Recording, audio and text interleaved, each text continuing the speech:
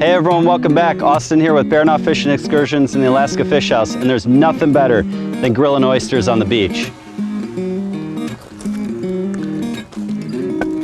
So oysters in the southeast Alaska is just an incredible place to farm them. The nutrient-dense waters and the cold waters play a big part in the flavor and taste and the way the oyster grows. We actually visit our friends out at Hump Island through bonfire tours, and they kind of showed us the process and what it's all about. So how's it going, guys? My name's Austin, and we're out at Hump Island in Ketchikan, Alaska. So we're at the largest oyster farm, largest active oyster farm in all of Alaska.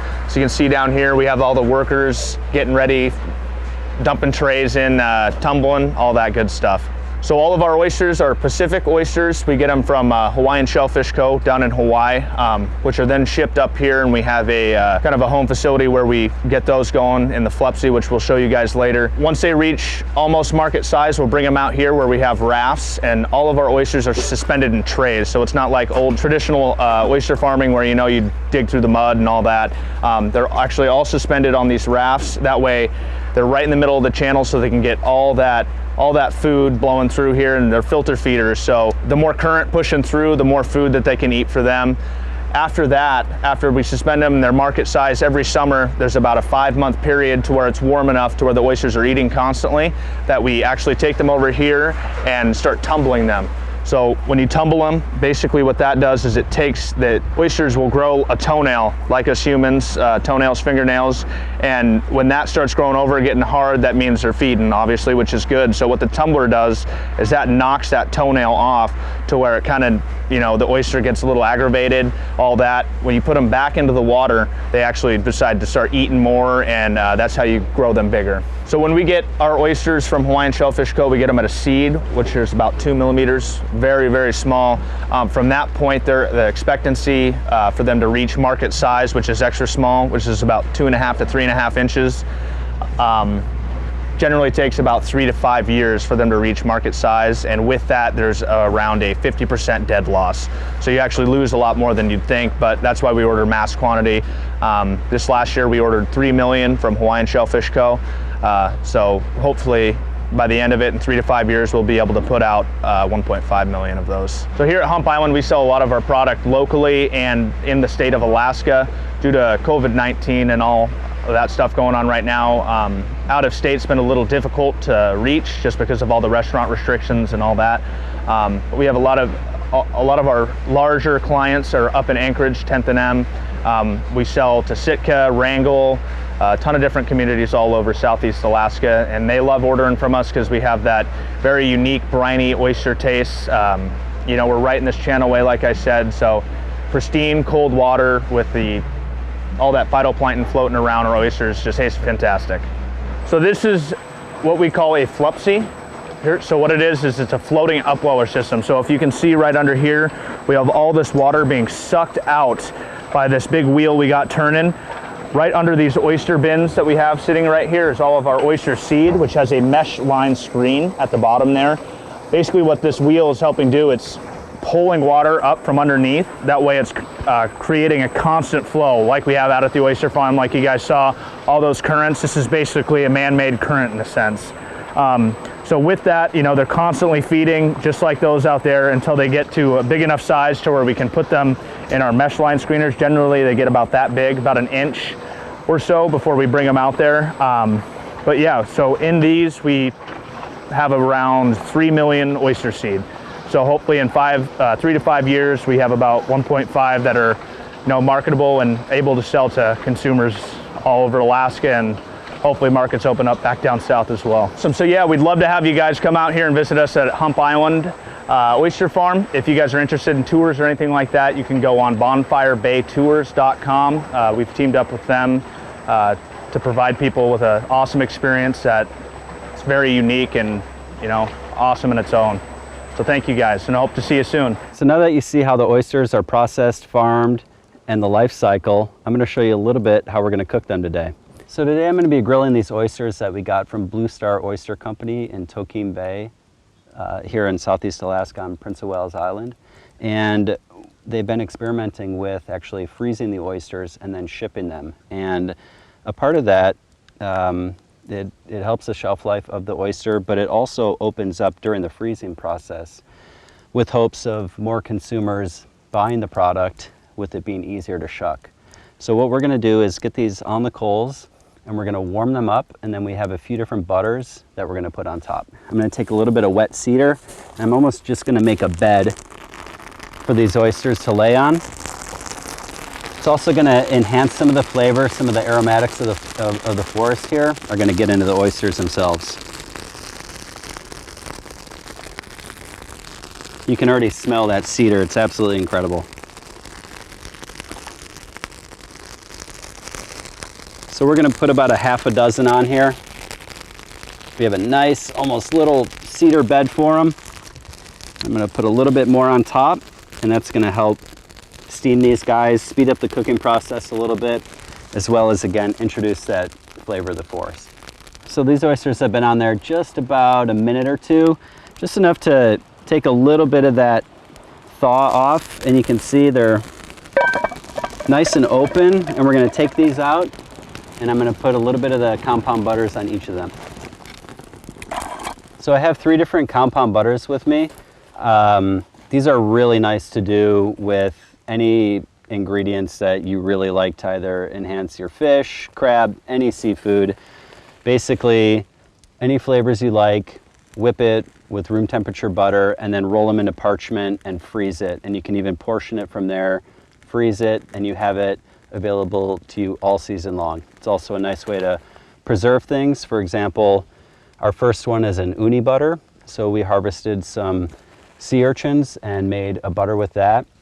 We also have a gochujang butter, which is a fermented Korean chili paste. So this is gonna add a whole nother dynamic and a little bit of heat to the dish. And then we have kind of a classic herb butter. This is always a fan favorite, garlic and herb. So you really can't go wrong with any of these. So you can see that we have the oysters, and they open up nicely.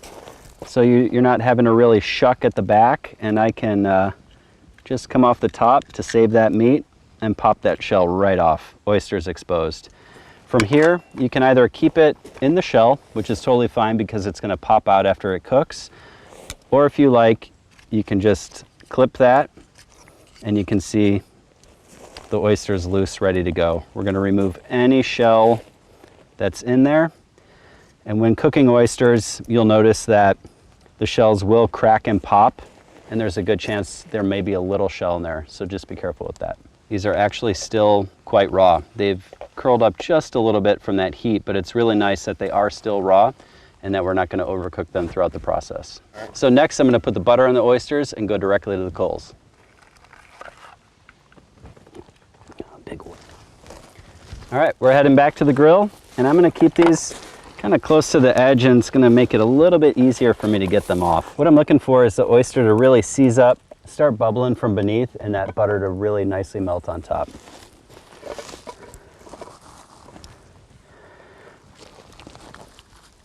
So you can see this oyster is a perfect example of what we're looking for. Nice and bubbly, and it's firmed up. That one I'm gonna take off and slowly get these off the fire as they finish cooking. These are a wonderful size for grilling.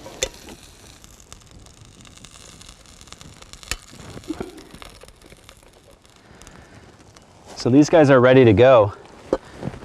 When serving these, lemon, always a good choice. Actually, lime is really nice as well, especially with the uni or the Korean barbecued style. Lime is a really nice addition to the flavor.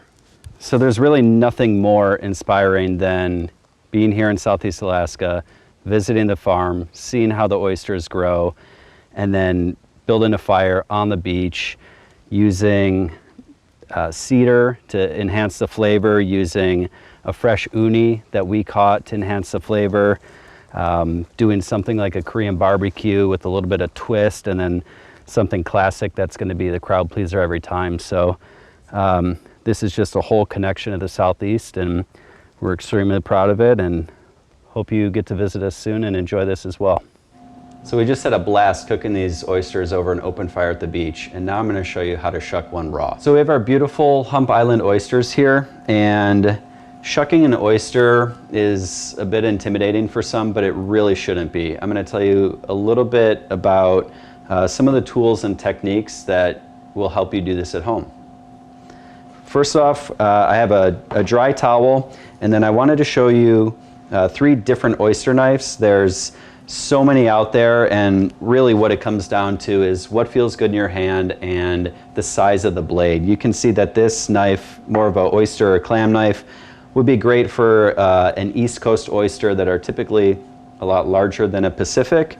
And then you can see I have some smaller oyster knives as well.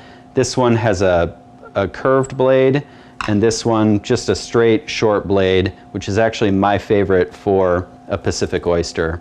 You can see that it's around the size of the oyster, so you're going to have a really good control with a knife like that. If I were to try to shuck with a large knife that's almost twice the size of this oyster, I'm going to have less control. So first things first, when you're purchasing your oysters or your oyster knife, see what's at your local market, what the sizes are like, and then go ahead and see what kind of knife you want to get. So you can see on these oysters, each of them are going to have a little opening, and really one of the only challenges that you're going to have is when it has a lip like that coming off the end, so it's a little bit harder to get the oyster knife inside. But for the most part, it's kind of a straight shot directly into the oyster. So a towel is always a nice thing for safety. They also sell the chain gloves that you can use. So your first time, I recommend doing that or using a towel. As you get more practice, you don't necessarily have to, and you have a little bit more control. And today I'm going to show you just the first one without a towel, just so you can kind of see a little bit better about how to hold the oyster and how to get the knife in there. So first thing, I have the bottom of the oyster in the palm of my hand, and I'm going to comfortably hold it with my thumb on top to support. And all I'm going to do is insert into that little hole and do a little pop, and the oyster's open. From there, I'm going to come along the top so we don't lose any meat.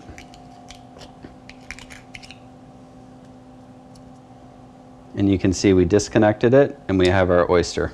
This is ready to eat, ready to go, but we want to just take it away from the shell, and you can see right there that little muscle, and we are just going to clip that away. And now the oyster is free from the shell. Now, another talking point is the oyster liquor, and a lot of people talk about the juices of the oyster, and they really want all this juice right now that's in here. A lot of the times that's seawater. When you get oysters this fresh as we do, these are filter feeders, so a lot of that is just going to be ocean water. What you can actually do is pour that away from the oyster and let the natural juices of the oyster come out after you've removed it from the shell. So as you saw at Hump Island, they tumble the oysters, which gets rid of the outer shell and continues the growth. And what it does as well is create a nice deep cup in the oyster. And what that does is it kind of creates that cavity for it, and usually produces a nice plump oyster that you can see. So if you're going to try oysters for the first time, I always suggest trying it raw, just to see exactly what they taste like. These, for example, are just in these beautiful nutrient-rich cold waters of Southeast Alaska, and you can almost taste the difference in oysters based on the environment that they're in. And I'm partial to these Pacific oysters here in Southeast Alaska. Some other nice accompaniments are obviously always lemon, cocktail sauce, freshly grated horseradish, and a classic mignonette sauce, which is red wine vinegar, a little bit of shallot, and black pepper. So the special thing about these oysters is that you can eat these year-round here in the Southeast Alaska. The water is too cold for them to reproduce, so they don't really get spawny. Typically oysters, they say, eat in the months that end in ER, September, October, November, December.